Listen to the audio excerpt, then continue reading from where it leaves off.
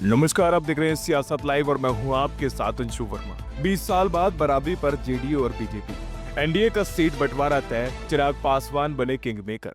बिहार चुनाव 2025 में एनडीए ने बड़ा बदलाव खेला है। बीजेपी और जेडीयू अब जुड़वा भाई बनकर मैदान में उतरेंगे। 20 साल बाद पहली बार दोनों पार्टियां बराबर सीटों पर चुनाव लड़ेंगी। वहीं चिराग पासवान ने सीट बंटवारे की बाजी मार ली है। तो आइए समझते हैं एनडीए के सीट शेयरिंग फॉर्मूले की पूरी कहानी। कौन खुश, कौन नाराज और किसने दिखाई राजनीतिक परिपक्वता। कई दिनों तक चली बैठक और मंथन के बाद एनडीए ने आखिरकार बिहार विधानसभा चुनाव के लिए सीटों का बंटवारा तय कर दिया है। बीजेपी और जेडीयू दोनों 101 सीटों पर चुनाव लड़ेंगी। वहीं चिराग पासवान की एलजेपी को 29 सीटें मिली है। जीतन राम मांझी की हम को, उपेंद्र कुशवाहा की आरएलए को, दोनों को 6 सीटें दी गई है। ये सीट बंटवारा आसान नहीं था। बीजेपी मुख्यालय में लगातार कई दौर की बातचीत चली और चिराग पासवान, जीतन राम मांझी और उपेंद्र कुशवाहा तीनों ही अपने अपने पत्ते बड़े सादे तरीके से खेल रहे थे। इस बार की सबसे बड़ी जीत चिराग पासवान के खाते में गई। 40 से ज्यादा सीटों की मांग के बावजूद आखिर में उन्हें 29 सीटों पर सहमति जताई, लेकिन अपनी पसंद की 3 अहम सीटें हिसुआ, गोविंदगंज और ब्रह्मापुर अपने खाते में करने में सफल रहे। राजनीतिक विश्लेषक कहते हैं कि चिराग अब एनडीए में किंग मेकर की भूमिका निभा रहे हैं।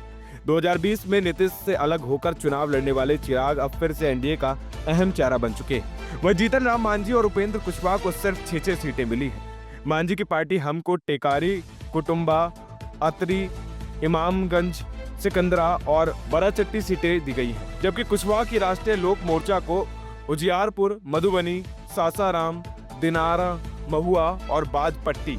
मांझी ने कहा कि मैं आखिरी सांस तक मोदी जी के साथ हूँ, लेकिन ये भी साफ कर दिया कि उनकी पार्टी को कम आंका गया है। इस बयान ने राजनीतिक हलचल बढ़ा दी है, क्योंकि नाराज मांझी और गठबंधन में बिखराव लाते तो उसका असर चुनाव नतीजों पर दिख सकता है।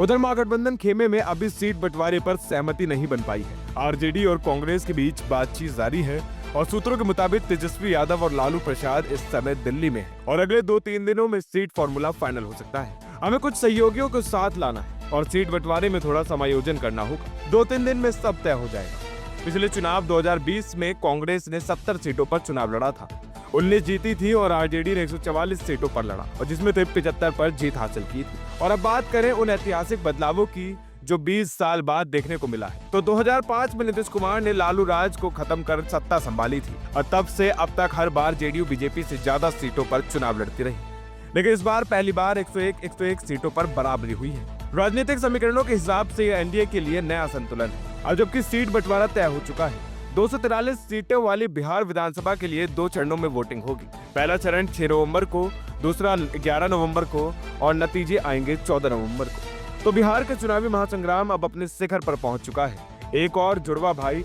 जेडीयू बीजेपी है, तो दूसरी ओर महागठबंधन की रणनीति अभी बन रही है।